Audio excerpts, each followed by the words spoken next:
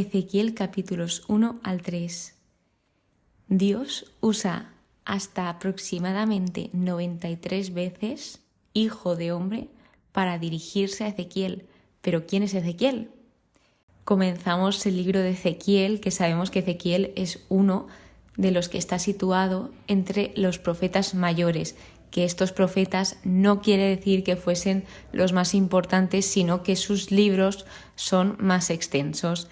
¿Qué sabemos de Ezequiel? Primero, que su nombre significa Yahvé es mi fortaleza. Probablemente el libro fuese escrito por él y fue escrito entre los años 593 aproximadamente y el 565 a.C., pero más específicamente durante el cautiverio babilónico. Y el tema general que trata son los castigos futuros y la restauración de Israel. Entonces Ezequiel sabemos que fue el centinela del pueblo, fue un sacerdote que había estado viviendo en Jerusalén durante el primer ataque babilónico sobre la ciudad. Él ejerció su ministerio en Babilonia y su mensaje se puede condensar en la idea de una religión restaurada y centralizada en un nuevo templo, servida por el sacerdocio zadoquita, que fue el sacerdocio primitivo de Jerusalén. La predicación de Ezequiel es de gran significado en el desarrollo del judaísmo. Él, se dirige hacia dos tipos de personas, las personas que estaban exiliadas y las personas que se quedaron en Jerusalén. A los exiliados lo que les mandaba es ese mensaje para que tuviesen esperanza, les está exhortando a tenerla y por tener esta esperanza les llevará a esa liberación y restauración porque llegará. Luego, a los de Jerusalén lo que les hace es exhortarlos a mantenerse fieles a Yahvé, ya que no era tan fácil porque se encontraban en un nivel de desorientación increíble. Él plastifica su mensaje con acciones simbólicas y esto lo hace para avivar la esperanza de esos desterrados con grandes visiones fantásticas. Ezequiel, de momento, por lo que he visto, las visiones son principal de él. Lo que he podido leer de él para poder realizar este estudio son todo visiones. De hecho, estos 3 primeros capítulos son visiones y experiencias que él tiene con Dios. Su estilo es de carácter peculiar porque hay una mezcla de rasgos en su personalidad y es un conjunto ordenado. Es decir, que se supone que este libro sí que está escrito en orden, no como otros que hemos visto que no van por orden, que cada capítulo trata de un año, que a lo mejor primero te habla del año 700, luego del 600, luego te vuelve a meter el año 700, etc. Y bien, ¿cuál es la idea clave del mensaje de Ezequiel? Que nadie puede esquivar la responsabilidad personal, que somos responsables de nuestros actos. Entonces, también él lo que nos dice, de lo que trata Ezequiel, es que en los anuncios de castigos lo que sobresale es la idea de que Yahvé es el rector de la historia de todos los pueblos, no solo del pueblo de Israel, y que el pueblo ha sido descarriado porque ha sido mal gobernado por sus jefes. En consecuencia de ese mal gobierno, el pueblo se ha desorientado por ese mal liderazgo que han ejercido. También trata sobre la conversión, sobre un pueblo nuevo, un espíritu y un corazón nuevos. Y más datos así interesantes que tratan este libro sobre Ezequiel son, por ejemplo, que él estaba casado y tenía su propia casa, que su esposa murió durante su ministerio y Dios le ordenó que no se volviera a casar. Él sirvió durante el mismo tiempo que Jeremías y Daniel, estos 2 profetas, y profetizó durante unos 20 años. Su mensaje se centra en la gloria del Señor, porque vimos cómo el libro de Isaías, aquí teníamos los principios del trono de Dios, en el libro de Jeremías teníamos la práctica del trono de Dios y en Ezequiel tenemos a la persona que está en el trono y esto se empieza a observar en el capítulo 1. Según el capítulo 1 empieza situándonos en el tiempo, que nos dice que estaban en el año 30, el día 5 del mes 4, en las orillas del río Quebar. Y según muchos estudios dicen que seguramente esto fuese la edad que tenía Ezequiel, ya que pues cuando llegaban a 30 años, esta era la edad para empezar a servir en el templo, los sacerdotes, que esto lo vimos en el libro de Números, de los primeros libros de la Biblia. Entonces, si realmente el año 30 se refiere a la edad de Ezequiel, quiere decir que nació aproximadamente sobre el año 627 a.C. y que esta fecha específicamente se refería al año 593 a.C. sobre el día 31 de julio en nuestro calendario, porque ellos tenían un calendario totalmente diferente. Entonces, ese mismo día, ese mismo año, ese mismo mes, él recibe una visión, que las visiones son imágenes mentales como sueños mientras él estaba despierto. A esto es lo que se refiere en este contexto, la visión. Y aquí Ezequiel recibe la palabra de Yahvé. Aquí él tiene ese encuentro con Dios, con esa presencia de Dios.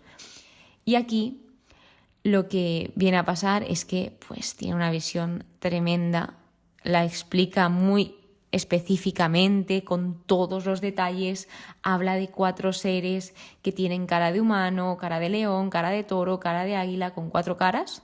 Por lo tanto, con esto empieza a contar la visión, lo que hacían, cómo eran, los destellos que salían, y algo curioso que nombra es ese fuego y esa nube, que esto representa la presencia de Dios. Está hablando en todo momento de esa presencia de Dios, y que estos 4 seres iban donde el Espíritu les hacía ir y no se volvían en su marcha, es decir, que tenían actividad y movimiento, que no se desviaban, que no había desorden y no había caos.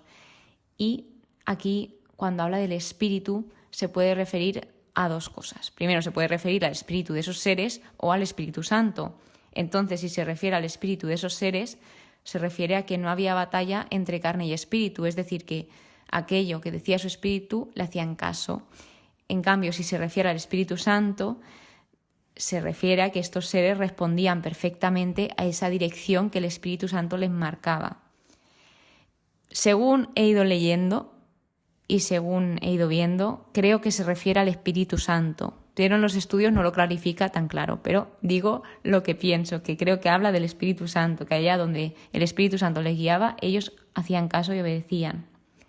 He de deciros que Ezequiel me gusta cómo habla, porque parece más suave que Jeremías, pero es todo lo contrario.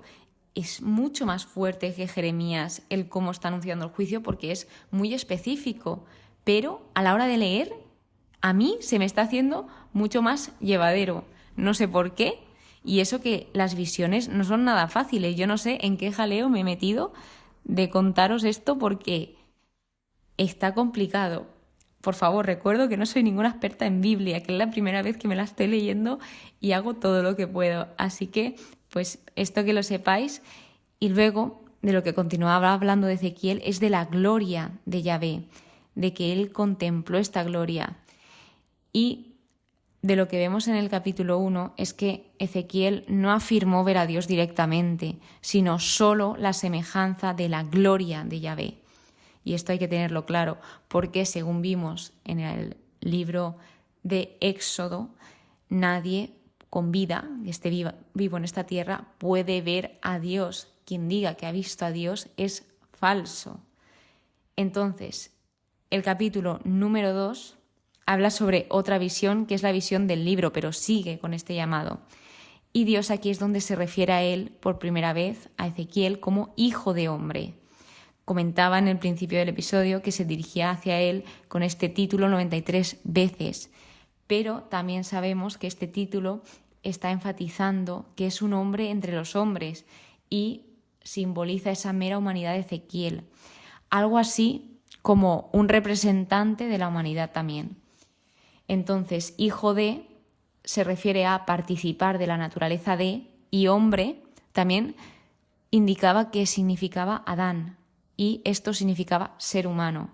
Entonces, Otra de las cosas que sabemos es que hijo de hombre lo usó Jesús para referirse a sí mismo en los evangelios aproximadamente unas 80 veces. O sea que me llamó la atención que hijo de hombre se usa mucho más en Ezequiel, Dios para dirigirse a Ezequiel, que Jesús para referirse a sí mismo.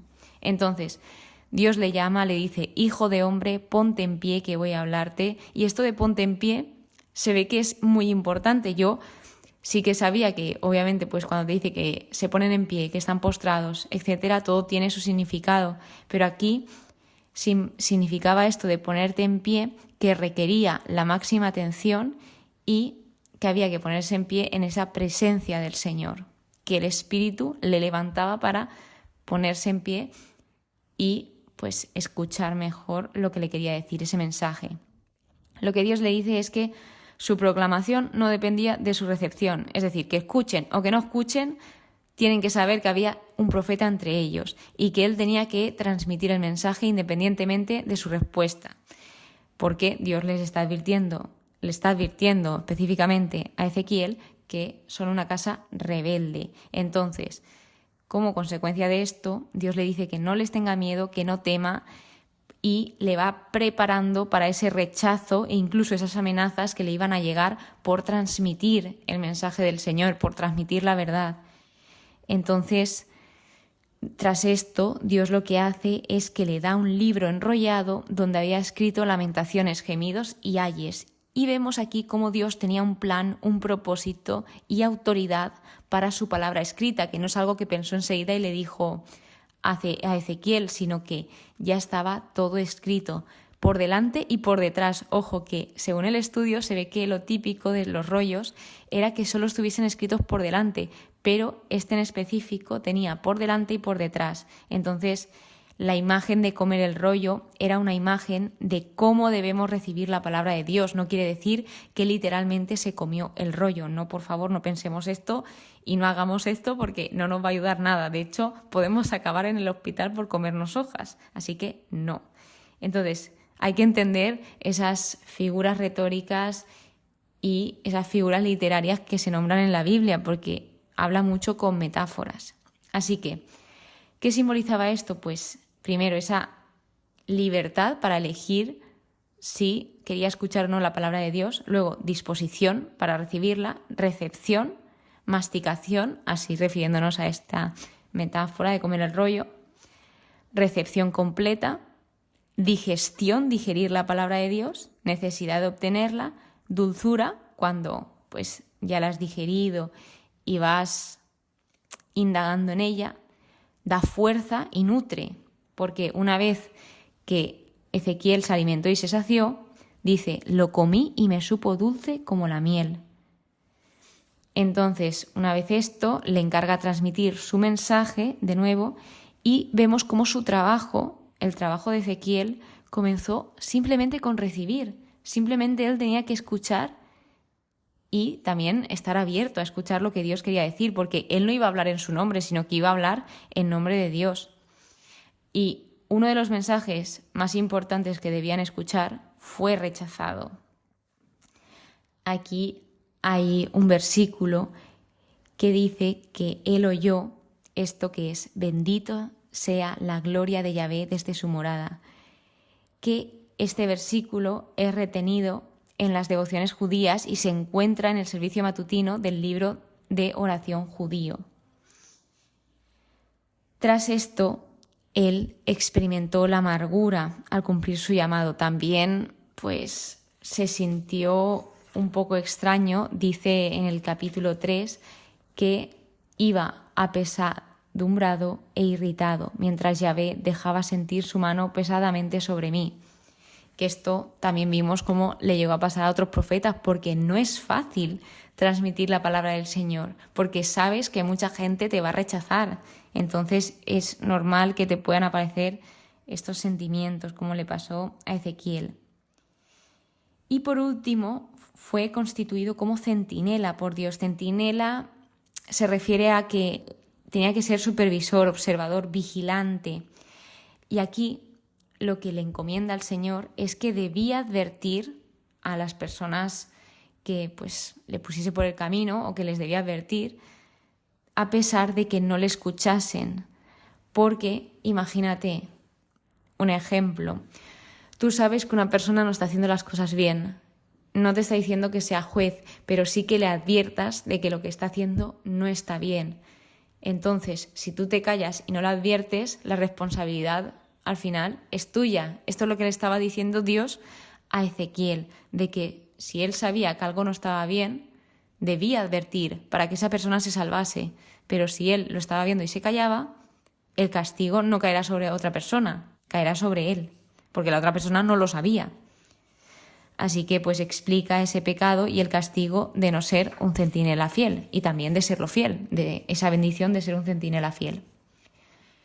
Por último, de lo que habla es que Ezequiel fue privado de palabra y él se iba a quedar mudo y dejaría de ser un acusador o de dar estas advertencias, que esto representa ese silencio del Señor, hasta que Dios le volviese a hablar y debía decir: esto dice el Señor Yahvé. El que quiera que escuche y el que no, que lo deje. Todos tenemos la libertad de escuchar o no escuchar y pues aquí estaba representando ese silencio y seguramente representaba muchísimo, pero que muchísimo más, todo este capítulo 3, esta parte de cuando esto se lo encomienda al Señor, pero hasta aquí he llegado.